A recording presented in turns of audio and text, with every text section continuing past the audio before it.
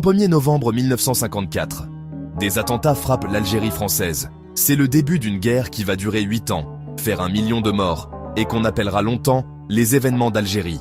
Une guerre qui déchire la France. Depuis 1830, l'Algérie est une colonie française peuplée de 9 millions de musulmans et d'1 million d'Européens, les pieds noirs.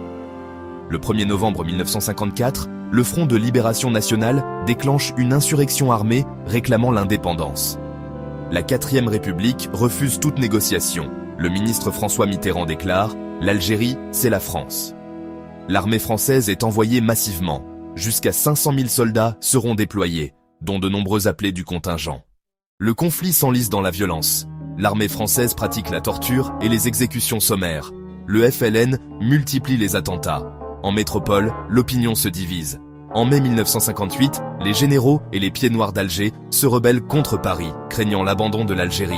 C'est une crise politique majeure qui provoque la chute de la 4e République. Le général de Gaulle revient au pouvoir et fonde la 5e République. De Gaulle comprend que l'indépendance est inévitable. Après des négociations difficiles, les accords d'Évian sont signés le 18 mars 1962. L'Algérie devient indépendante le 5 juillet. 1 million de pieds-peaux noirs sont contraints de fuir vers la France, abandonnant tout. Les Harkis, Algériens ayant combattu aux côtés de la France, sont massacrés par milliers. Bilan, environ 1 million de morts. Ce conflit traumatise durablement la société française. Il faudra attendre 1999 pour que la France reconnaisse officiellement qu'il s'agissait d'une guerre. 3 idées à retenir pour le bac. Premièrement, de 1954 à 1962, la guerre d'indépendance algérienne oppose le FLN à l'armée française et fait environ 1 million de morts.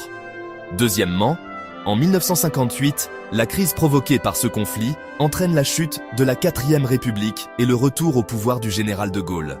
Troisièmement, les accords d'Évian du 18 mars 1962 accordent l'indépendance à l'Algérie et provoquent l'exode d'1 million de pieds noirs vers la France.